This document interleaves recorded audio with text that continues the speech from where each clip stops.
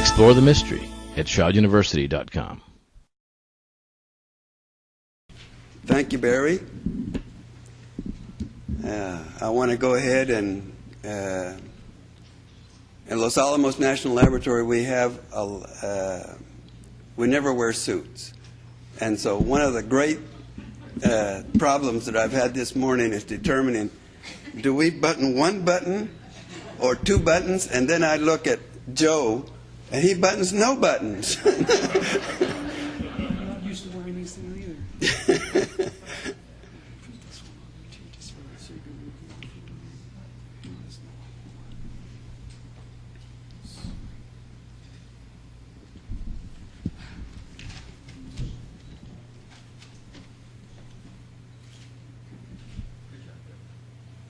Okay, these are the title here is the analytical results on threads taken from the raised sampling area corner, and that's the other thing. I had always thought that this was Reyes. Now I understand it's Raz or Reyes. So I'm going to go ahead and use Reyes because that's what I was used. And I even made a special call to Sue Benford, and she said Reyes, but some people say Raz, so I don't know. Getting started on this was when Ray Rogers requested some help because he wanted an alpha particle source. And I got an alpha particle source for him. He was doing some studies on the penetration of alpha particles into flax. And so I went and to satisfy that need that he had, I said, look, we can go get a Coleman lantern filament. That has a lot of alpha particles because it's got thoria. And so I went and found one, and he said, now I need to know how many alpha particles are needed in this particular filament. So I said, I'll just go take it to the lab and we'll have it counted. But it's easy to say that, but it is not so easy to do because once you go in with this, they say, oh, that's radioactive. You can't take it back out. So we had to work with that, but we had it counted anyway, and there was 50,000 alphas per filament. And actually, that's 2 pi. That's half the filament. And there was 140,000 betas. So you can imagine when people would go camping, and they're in their little tents, and they light their Coleman lanterns.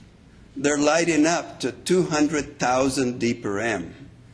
And so it's no wonder people are a little bit the way they are now. Because, but at any rate, after Ray did the alpha particle test, he went ahead and then asked me, I need a calculation as to what is the expected depth of penetration.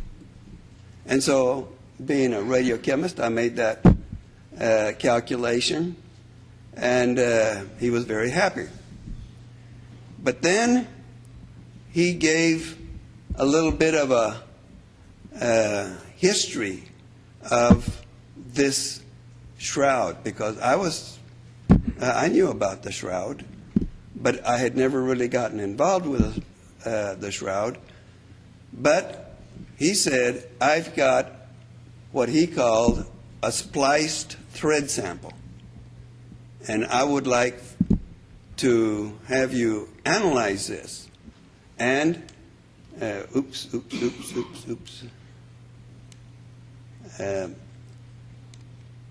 And he looked at he showed us the spliced thread sample. And he said, could you do XPS analysis? And I said, well, I have access to people who can do it.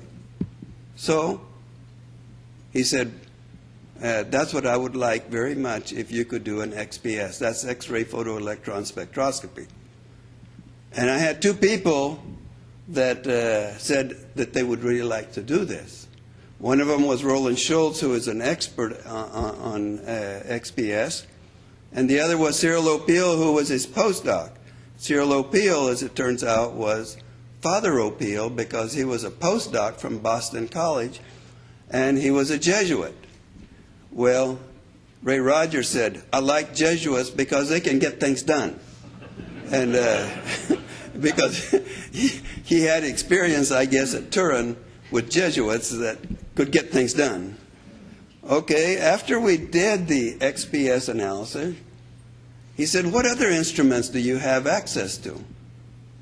And I put a list together, and before I could get him that list, he passed away.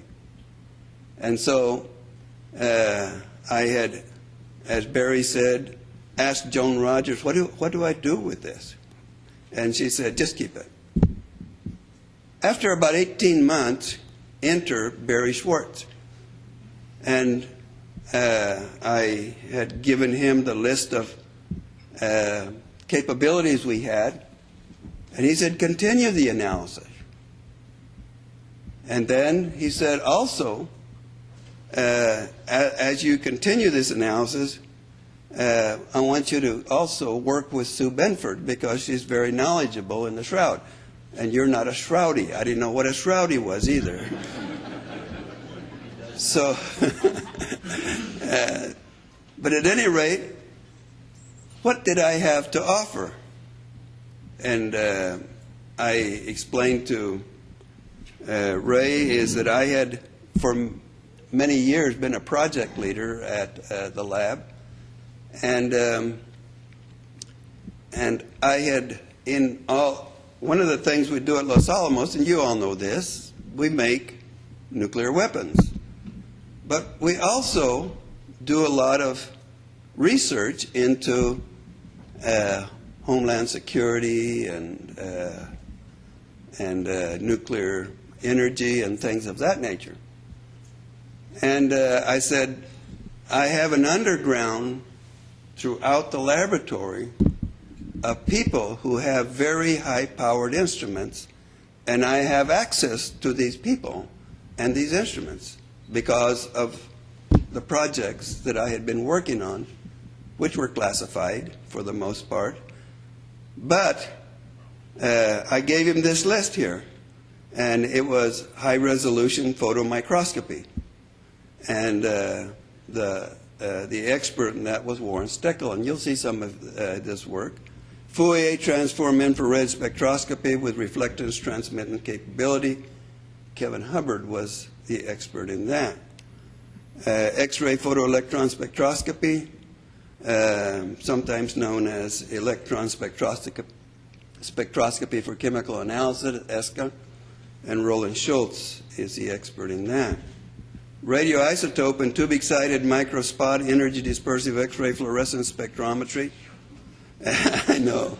And this is where my expertise lies, is in that little instrument, because I had one of the first one of these that was ever made. And Brian Patterson and George Havrilla were the experts on with that. Time of flight secondary ion mass spectrometry. Toph Sims with an R500 Reflecton by Core Technology. Doug Farr is the expert on that. And Auger electron spectroscopy, Doug Farr also runs that instrument. And then confocal Raman spectroscopy, John Schoonover and Steve Dorn were the experts on that. And on. We, of course, have the regular scanning electron microscopes and atomic force microscopes and all those. There was available expertise for each of those instruments. But we have to, a lot of the instruments that we do have that are very, very powerful are hot or contaminated with plutonium, americium, curium, neptunium, something like that. So we couldn't use that for the Shroud studies. So we had to always have a cold instrument. And so it narrowed the number of instruments that we had available to us. We had also hot and cold labs and equipment.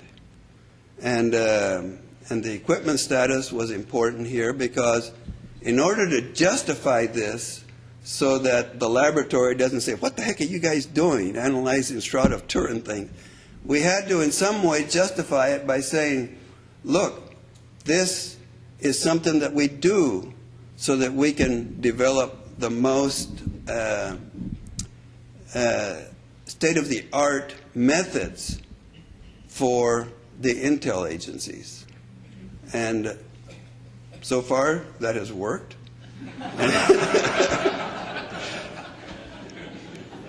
We had to develop a sequence of analysis because even though most of you here are very knowledgeable in what this is, what that is, and everything else, we did not. I certainly did not know all these things. And so we had to have a recognition of expertise and the type of sample to be analyzed. But I had seen that thread. And what really helped a lot, was when I went to one of these experts, if I had said, would you analyze this piece of thread? Well, yeah, go ahead, we'll do it in due time and let it go. But when I said, this is a thread from the Shroud of Turin, everything changed. Yes, we will do it. And we will do it as soon as we possibly can. That made so much of a difference because you don't know these all these these are all PhDs at the lab. We have a lot of them, and we don't know what they believe or anything else. We never asked that kind of a question, and so I was very.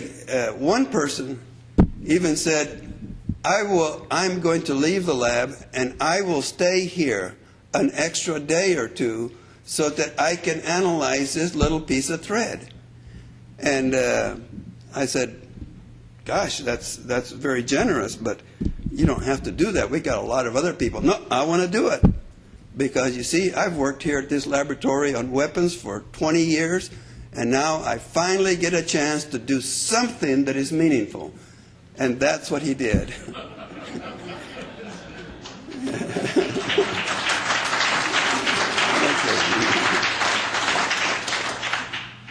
Okay. Analytical results in order of analysis. XPS was what Ray Rogers had asked for, and we did it. But the next instrument that was available to us that was cold was a doing microphotography, and then Toph Sims. And the Toph Sims guy recommended that we go to FTIR. Then we had to assess some results by calling Ray and Joan, and Ray and Sue, rather. And then we finally did reanalysis of some of these threads, and then we did microspot energy dispersive X-ray fluorescence. Okay. This is the XPS analysis. This just tells something about it. It's not very destructive because it uses soft X-rays, and that's about 1253.6 eV, which is about the K alpha 1, K alpha 2, K beta of aluminum. So it's a weak thing. So it's not going to do anything to the thread. And then I'll show you what the spectra looks like. This is the spectra from the R1 thread. And I looked at this, and I asked Roland and Father Cyril, what does it mean? And he said, well, what it means is that there are, and they did different scans on it, is that there is carbon, oxygen, and nitrogen from organic fibers. Also present is unexpected silicon and calcium. the two ends are somewhat chemically similar, but different in concentration. And so we've got a little concentration table here, and you can see that the carbon is on the fuzzy end was 71%, on the twisted end was about 80%. So the carbon is greater on the twist end. Nitrogen is a little different. Oxygen, there's more oxygen in the fuzzy end, and there's more silica on the fuzzy end and more calcium on the twist end. And we'll show you some pictures of that here shortly. But here's where Sue said, oh, now I can say this is so much carbon dioxide or carbonate, and it made a difference for her. But we went ahead and we took a look at it with a Toff Sims instrument. And let me see, did I go too far? No, okay. And the Toff Sims instrument, while he was looking at this, he said, Bob, he called me up one day and he said, something really terrible has happened, because they have to pull a very high vacuum on this piece of thread.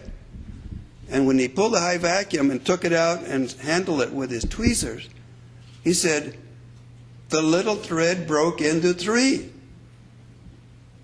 Is God going to be mad at me? And I said, no, I don't think so. But it was a very strange thing that had happened. So I immediately sent the spectra to Barry and Sue. And as you can see, the little brown crust, it was as if it had little fibers in it, as if it had been holding these two things together. And so later we did extensive analysis on these, and these are individual fibers from this R1 sample, and you can see what it looks like, and it is hard to get good resolution because these are cylindrical in shape, and you have to, and when you can look at a single fiber, but if you try to look at many fibers, it's difficult to get good resolution, as you can see here and here. Although you can see what these fibers look like, the individual fibers, but that's one fiber on the fuzzy end. Here again, once that broke in two, we made this little fuzzy end here region 1 with a frayed end, and then the other thinner one region 2. And so we had a region 1 and a region 2 and a crust, and we started to do analysis on these. This is a Toff Sims analysis. It looks at things with a positive Toff Sims spectra, and this down here is a negative Toff Sims spectra. But he had a lot of difficulty because when you look at a thread, the thread itself is not conductive, and so it develops space charges. But still, he said, this analysis that we're looking at look very much like cotton. I don't see anything that looks like flax. And so he said, my recommendation is that now that I think this is cotton, let's send it to the FTIR instrument, and they can look at it and look at it much more effectively. So the analysis was performed using an FTIR microscope in reflectance mode. And I know when you look at an FTIR spectra, just like I could look at a gamma ray spectra or an X-ray spectra and tell you just what every single gamma ray is, the infrared people, they can look at an infrared spectra and they can say, this is a this, this is a this, this is a this, this is a this, and that's because that's what they do, and that they get very good at it. And this is what this looked like. And you can see from this how the linen is different from the cotton. And the linen has this particular peak here, and it is a carbonyl.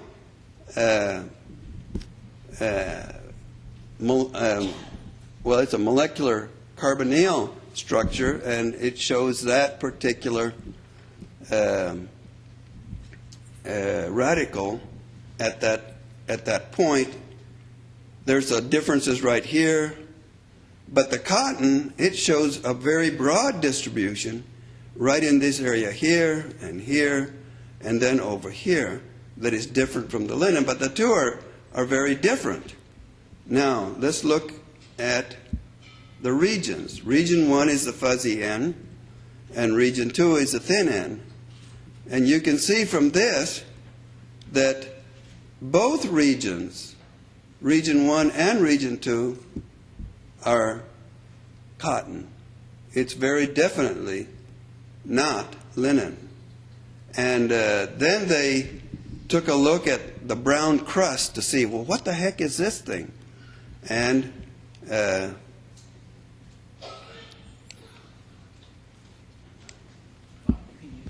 yes. Okay, that's okay. I'll get used to this. No, but we can't see that. Okay, but this is the data obtained from the Shroud thread, especially from region 2, and it's a very good match for the cotton cheesecloth standard. And the fiber is definitely not linen. Now, data taken from a large piece of crust are very similar to the data from the Shroud thread. And but the spectrum may be dominated by embedded fibers. So this larger crust contained within it fibers that it had been holding. And so we did analysis on that. Well, they took what appeared to be a very small piece of that very fragile crust and did an analysis on that.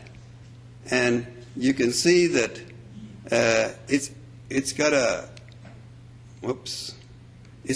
different look. Many of the individual fibers in this sample appear to have a small residue from the resin-like material included in the first sample set.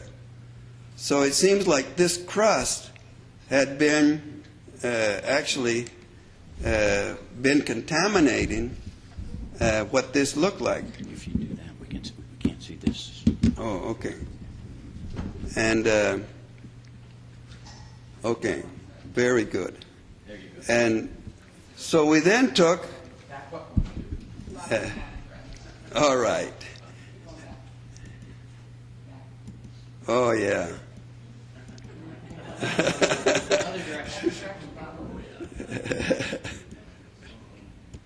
Uh-oh. Uh-oh. Uh-oh. Great, I've got to help a guy from Los Alamos. Here we go. Back. Hold on. Let's get rid of this box. Got to not push the button here. Hang on. We're going to get you right back to where you need to be. Hang on. Back to... There you go. All right. Now I can go back. If you don't push the button, just slide it around. We'll see it. Okay. But you can see how in this particular picture that there are areas that have the carbon double bond, the carbon-carbon with a double bond between them, and it is definitely not linen. That's the linen standard, and this is the crust standard. and they're just totally different. So this is not linen. So they went back to look and see, well, what the heck could give this kind of a spectrum? And the closest they could come to it was a terpene-based resin because of the hydroxyl groups. And there's only a limited number of hydroxyl groups in terpene, whereas with the other things, there are many hydroxyl groups, especially in cellulose. And so we went ahead and he made the statement possibly a terpene-based resin was that crust. Just click next. Click on the next in the box. Oh, okay. And that'll take you to the next slide. There you go. There we go. Okay. The FTIR analysis, after we talked with Barry and Sue, they said, this is all very interesting, but now we need to send you 2 other threads. Well, when you got free analysis, why not? And they send us thread number 7 and thread number 14. And some of you immediately know what that is, but I didn't know at the time. We got it from John Brown, and so we decided to analyze those threads too. And as you can see, thread number 7 is the red, and the resin-like material from the first sample, they're totally different. We just, thread 7 also appears to be cotton. Many of the individual fibers in this sample appear to have a small residue from the resin-like material included in the first sample set. So it was contaminated with that bit of residue that we saw. And now, this was thread number 14. This was the first sample, which was cotton. This is the second sample, which was thread number 14. And they're very similar.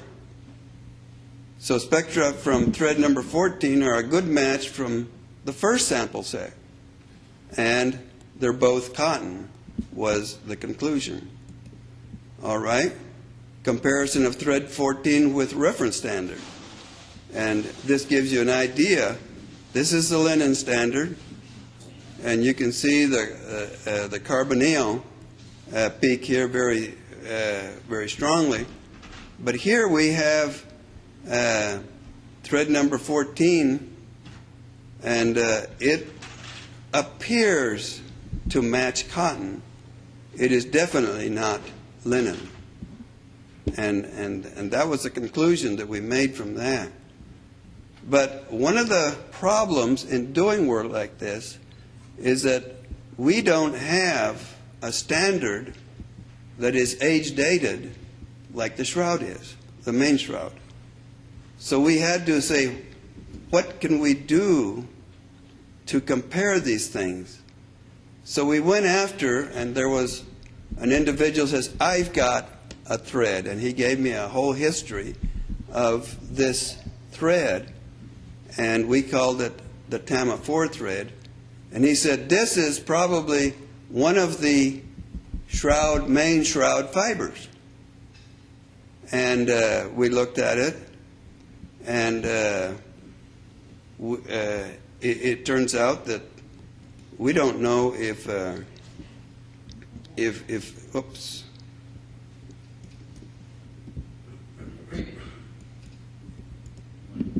Previous. There we go. We don't know if, in fact, what this Tama 4 purportedly Shroud fiber is, and it is not a good match for either the cotton or the linen standard. This may be a result of the aging effects, or the material may be something entirely different.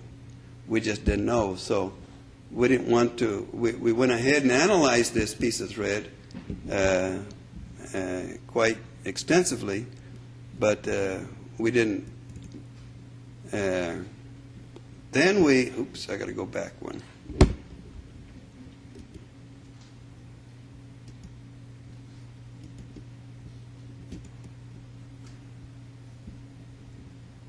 Maybe even one more.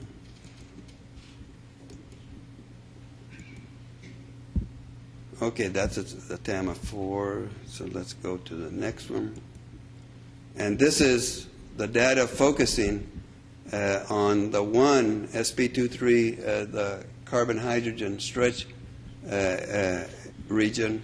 And here again, this TAMA 4, it somewhat is comparable with cotton, but it doesn't have the linen characteristic that we would have liked to have seen. Okay, this is a sticky tape sample taken from the Shroud area. Barry said, I've got a sticky tape sample, and you can look and see if there's any, if that in fact contains a fiber from the Shroud.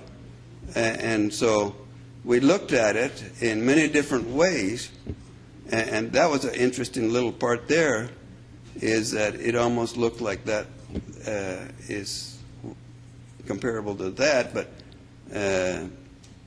and one of the things that I can ask you to do is some of you can look at this and you say, I know what that is. Well, that's fine. You can tell us about it, because this is, here again, individual fibers from this sticky tape sample. And can you tell from that whether this is, in fact, one of the Shroud fibers? And because there was so many things. Here is this flattened, what has been talked about as being cotton or being flax, but I don't know. That's 1000X, and so we're looking at here some of these little fibers, and we don't know. When we went to the fiber 14, we saw this, and we said, what the heck is that? And so we immediately showed that to Sue and Barry, and they came up with the different reasons that could have been there. And it turns out that it was John Brown that put it there. He said it was gold iridium wire, but we analyzed it with our energy dispersive system. It turns out that that was pure nickel. And so we went ahead and looked at that in different ways. When we got ready to do the FTIR, we completed the FTIR studies. Then we said, let's go to the X-ray fluorescence studies. And you can see that by mapping, they can get the calcium. So there was calcium all through the thread. There was iron all through the thread. This was the R1 sample. There was potassium all through the thread, and there was phosphorus all through the thread. Now, why? We don't know, but there was silicon all through the thread, and there was sulfur all through the thread. So those are all things that are within the thread, and they looked at this. This is a spectra of all the X-rays given off when they used a rhodium X-ray excitation source, and it's pretty obvious that there's minor amounts, but we did not see any aluminum. Silicon, yes. Phosphorus, yes. Sulfur, yes. Potassium was a strong signal. Iron, yes. And with sodium, it's too low for an X-ray fluorescence instrument, but we could see the sodium with other things, and it's definitely there. This is a relative composition, and you can see that of the elements that we looked at, calcium and potassium were by far the greatest composition. In the composite, in the multi-fiber thread, it's still the greatest. There was a silicon hotspot that they focused the spot on, and it gave, of course it's going to give a lot of silicon. It was about 4.7%. The iron hotspot that they found, they looked at it, and it had 2.5% iron, but the calcium and the potassium and the iron were the primary things that there was. And there was surprisingly a large number of sulfur in there. Okay, discussion. The goal of all these analyses was to analytically determine the identity of the cloth on the rays and carbon-14 sampling corner by analysis of 3 threads taken from that area. The approach was to determine the identification of each of 3 sample threads by analytical methods and to confirm the identification by comparison to cotton and flax standards. The objectives were to establish a list of analytical instrumentation that is appropriate and available for conducting the study. That was our first objective, to determine the relative effectiveness of analytical methods for material identification of 3 threads, to conduct the studies non-destructively and without contaminating the samples. Given the main original shroud cloth is linen or flax, we received and analyzed 3 threads, 8 to 12 millimeters in length and about 0.2 of a milligram in mass. The limitations and assumptions for our work, we did not have an actual shroud linen standard. This is a rather critical thing.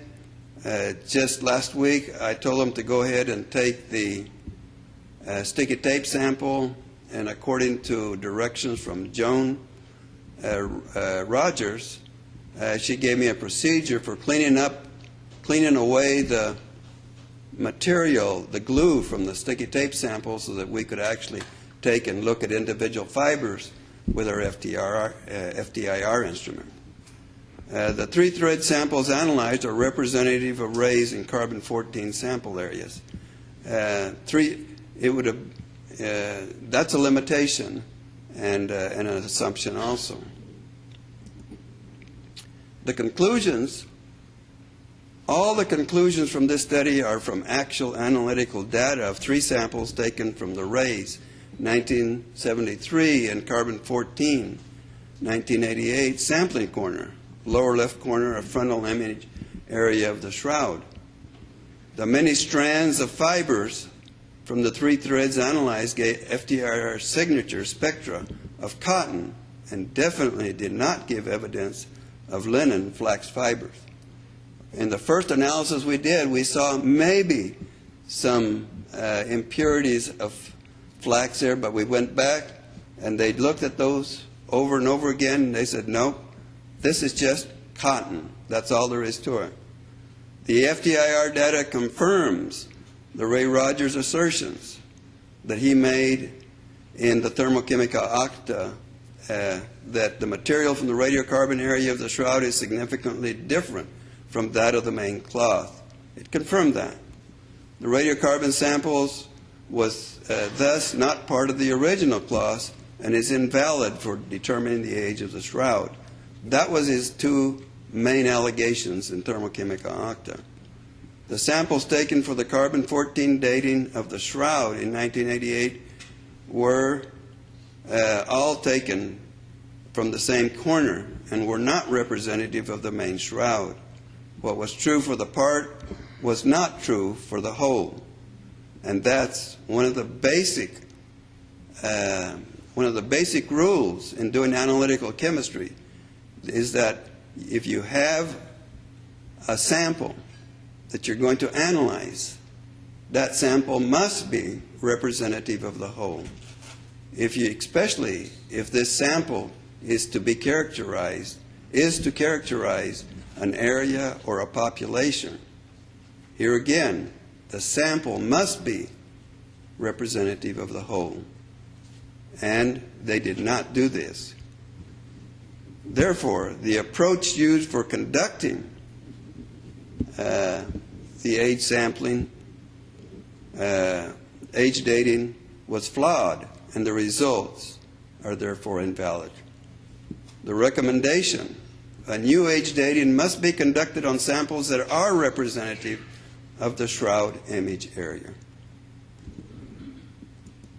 This is an acknowledgement for the people that worked on this. This is all, they're all Los Alamos people. They're all PhDs and very knowledgeable in their area. And that's it.